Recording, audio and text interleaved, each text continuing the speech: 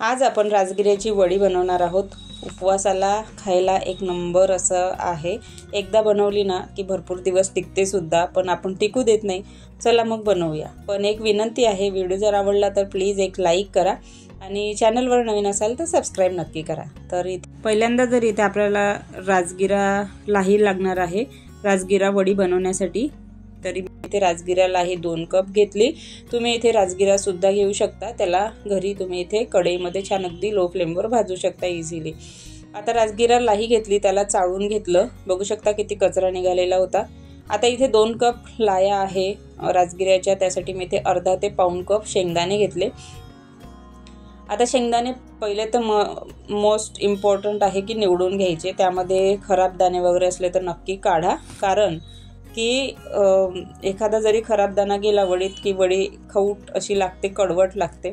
आता शेंगदाणे आहे ना लो टू मीडियम फ्लेमवर 1 ते 2 मिनिटं किंवा 3 ते 4 मिनिटं लो टू मीडियम फ्लेमवर डाग पडेपर्यंत छान आतपर्यंत शिजेपर्यंत असं भाजून घ्यायचे। ते म्हणजे दाणे जे आहे ना फुटले ना असे, म्हणजे छिलके असे वेगळे होतात, मधून रेषा येतात, तर म्हणजे समजायचं चांगले आपले दाणे भाजले गेलेले आहे।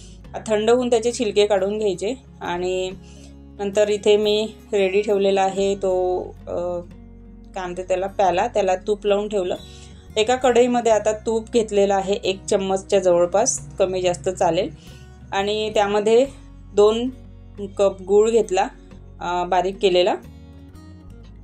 आता थोडासा जास्त झाला तरी चालेल किंवा कमी झाला तरी चालेल, तुम्ही आपल्या आवडीनुसार घ्या। इथे 1 चम्मच पाणी टाकलं म्हणजे गूळ लवकर मेल्ट होईल। आणि याला लो टू मीडियम फ्लेमवर छान असं फेस येईपर्यंत चांगलं 3 ते 4 मिनिटं चांगलं असं पाक होऊ द्यायचा, म्हणजे चांगला शिजवत राहायचा अगदी लो फ्लेमवर। आता एका वाटीत पाणी घेऊन चांगला फेस यायला लागला ना की अगदी 3 ते 4 मिनिटानंतर चेक करायचं। पाण्यामध्ये 1 ते 2 थेंब तो पाक टाकायचा आणि लगेच असा कडक येतो। आणि कडक म्हणजे एकदम पण कडक नाही पाहिजे आपल्याला, असा त्याच्यामध्ये टाकला पाण्यामध्ये पुन्हा की खणखण वाजलं पाहिजे, बस। आता पाक रेडी आहे आपला। त्यामध्ये राजगिऱ्याची लाही आणि शेंगदाणे जे भाजलेले होते त्याला छिलके काढून त्याचे अर्धे अर्धे पार्ट केले, ते टाकायचे, फक्त थोडेसे राहू द्यायचे वरून डेकोरेट करण्यासाठी। आता हे सगळं लवकर लवकर मिक्स करायचं। पाकामध्ये टाकल्यानंतर गुळाच्या पाकामध्ये जे लाही आणि शेंगदाणे टाकले आपण ते एकदम फास्टली प्रोसेस करायचं। त्यासाठी इथे मी बघू शकता छान असं याचं जे याला आहे चमच्याला वगैरे ते सगळं काढून घ्यायचं। आता इथे मी पहिलेच आहे ना या कोळपाटाला तूप लावून घेतलेलं होतं, तर हे पाक जेव्हा रेडी होत असते ना तेव्हाच जे आहे कोळपाटाला तूप वगैरे लावून घ्यायचं आणि हे थोडीशी फास्टच प्रोसेस करायची। तर प्याल्याला सुद्धा मी मगाशीच तूप लावून घेतलेलं होतं आणि अगदी कोळपाटावर असं छान जे आहे प्लेन अशी थापून घ्यायची। तर तुम्हाला किती जाड पातळ यानुसार पाहिजे त्यानुसार तुम्ही इथे ठेवू शकता। तर बघू शकता त्याच्या एजेस मी सराट्याने सरळ म्हणजे अशा रफ नाही झाल्या पाहिजे, त्यासाठी सराट्याने सुद्धा मी इथे त्याच्या बाहेरच्या ज्या एजेस आहे त्या हे करत आहे। नंतर मग त्यावर डेकोरेट थोडंसं चांगलं दिसलं पाहिजे, म्हणजे शेंगदाणे आपण शिल्लक ठेवले होते ते यावर टाकायचे, म्हणजे वडी छान दिसेल।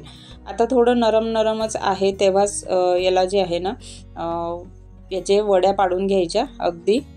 नंतर याला अर्ध्या तासासाठी तरी रेस्ट करायला ठेवायचं आणि नंतर मग याच्या वड्या पाडून घ्यायच्या, म्हणजे काढून घ्यायच्या।